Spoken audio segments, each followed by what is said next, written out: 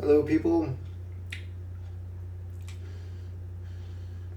enjoying my second bowl of deep hollow pipe tobacco.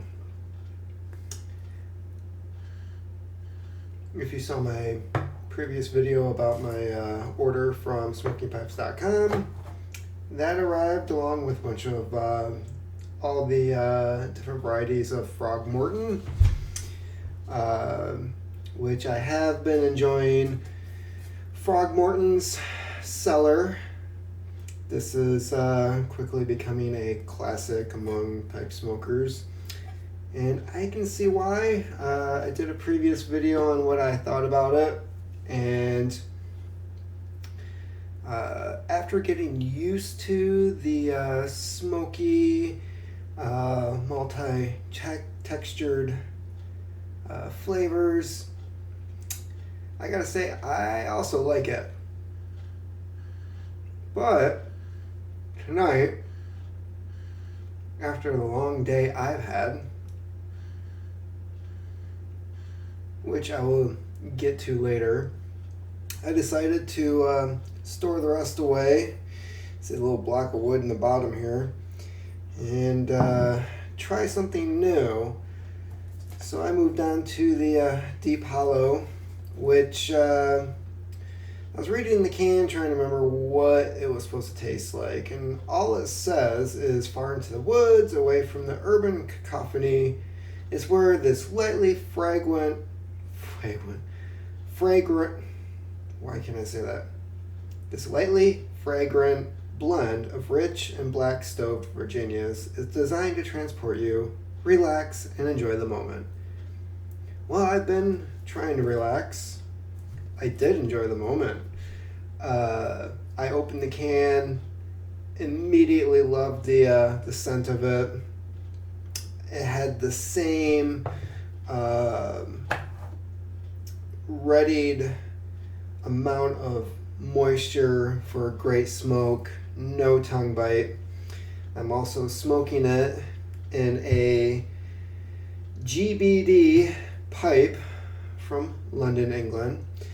I bought this pipe at a estate sale a few weeks back, and it cleaned up really nice. I do have to polish the stem a bit when I get my buffing wheel going. Still have to find a place to mount it. So, what did I get out of this tobacco?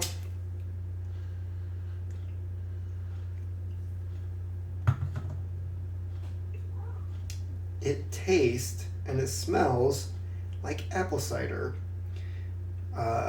Definitely an apple taste. At first I got a hint of apricot, but then later on, about halfway through my first bowl, I realized it had an undertone of cinnamon. Not spicy, not overwhelming, but a taste very similar to apple cider or apple pie, if you want to take it that far. Because it is on the sweet end, so I can see where you might get a bit of crushed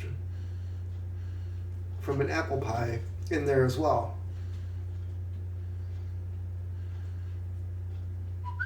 So this might actually be one of my favorites already, even though this is only the second batch I have tried from that shipment.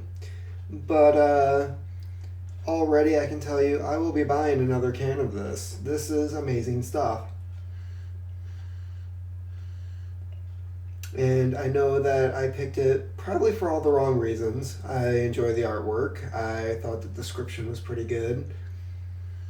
Sounded like something I might enjoy, even though the description had absolutely nothing to do with what I'm getting out of it. But damn, I do like this. And I will be sure to save this pipe solely for this blend. So, deep hollow, no tongue bite whatsoever. It's ready to go the moment you open the can. We don't have to dry it out at all. And I'm looking forward to smoking this for years to come. So, today's book,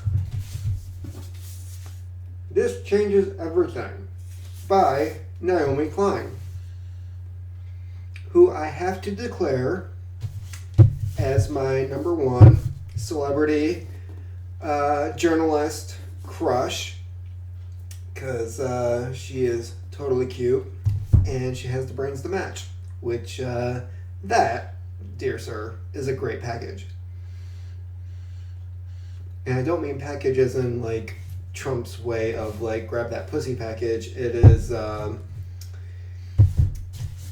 agree with just about everything she says. The woman knows how to do her research. She was brutally honest in this book, which I read a couple weeks ago. I found this copy for $2 or $3 at Friends of the Library bookstore in the basement of the Kalamazoo Public Library. My favorite place to invest in literature. So this will be remaining on my bookshelf for years to come. What is it about? Well, as she explains at the beginning of the book, later in life, like me, she had a child. It was one of those situations where she never really planned on doing it. She got to a certain age, realized if I don't do it now, it'll never happen. So, along with having that child, she suddenly realized that there was one big story she was consistently ignoring, and that had to do with climate change and the U.S. policies on climate change, which are fairly non-existent.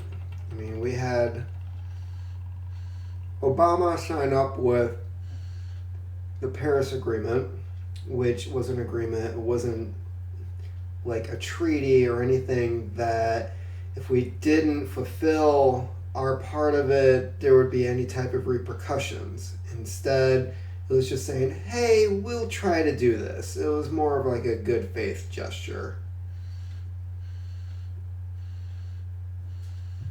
So, unlike Naomi, climate change has been something that I have been contemplating for probably the last decade now.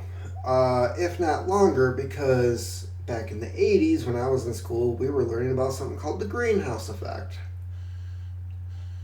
which Bush, W, put a kibosh on that, started calling it climate change, like it had nothing to do with science.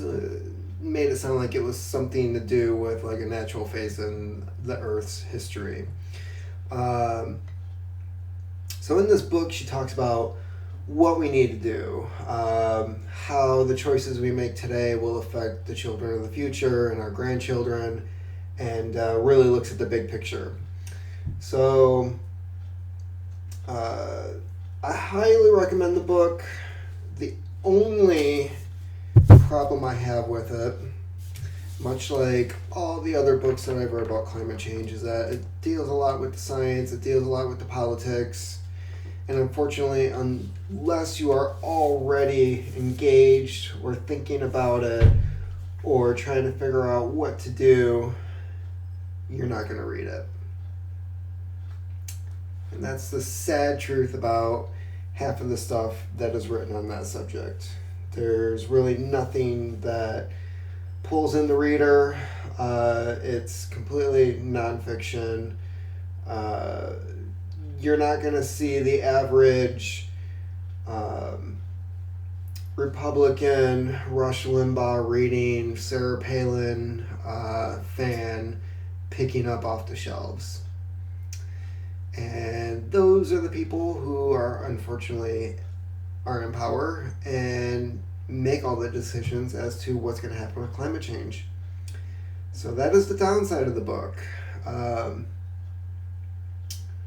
But I will say, if you're a parent, if you're becoming a parent like me, it's something that you need to read, because you may think that picking the next school is the biggest priority, or what you're feeding your kid is the biggest priority. But unless we get climate change under control, we start looking at greenhouse gases and what's going on in the world, then guess what? The school's not going to matter. Half the food that you think your kids should be eating isn't going to be available. Certain things are going to disappear. Your favorite things are going to disappear. Coffee might end up being lost in some type of virus, or because the climate changed to the point where the coffee vines are not growing anymore. If you enjoy wine, good luck finding a bottle in the next 20 or 30 years with the way things are going. Bananas, they had a virus last year that was killing off the banana crops, and a lot of this has to do with climate change. So this changes everything. I highly recommend it. Thoroughly enjoyed it. And now to get to why I had a bad day. And this might end up being a long video.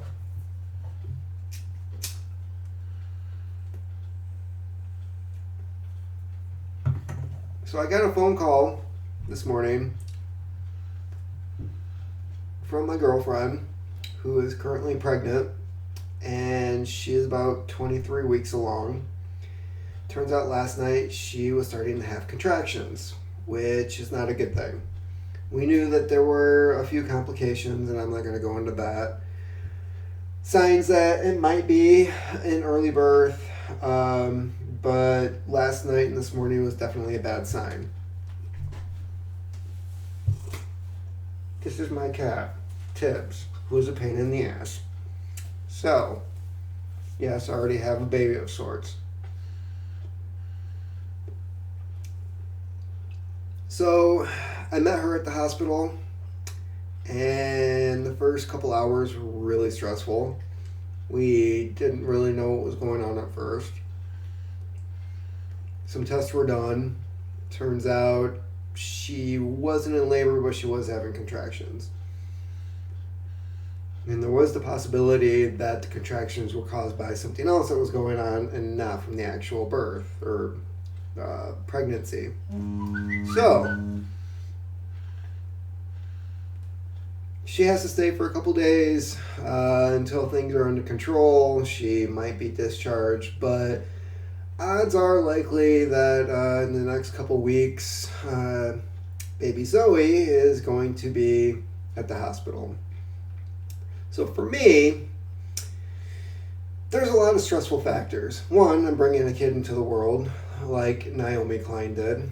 I'm concerned about things like climate change, the current politics in the country, which I try to learn about. So, and figure out a way to prepare her for it. But in the meantime, we also have to get past her staying in NICU, surviving the birth, making it to an age where she can survive afterwards. Odds are good, but it's a very stressful situation. So we're trying to prepare for that. And in the meantime, once I got home after taking care of her house and okay, you need to go down. Taking care of these little rascals, I needed to relax. Do a quick video, just kind of get some things out and figure out where we're going from here. But yeah, so hopefully the next update on that segment of my life will be some good news. Hopefully nothing bad happens, but it's looking promising even under the circumstances. The odds are really high that it's going to be a premature birth and it's going to be a long road ahead. But I'm confident in the people that we're working with. I'm confident that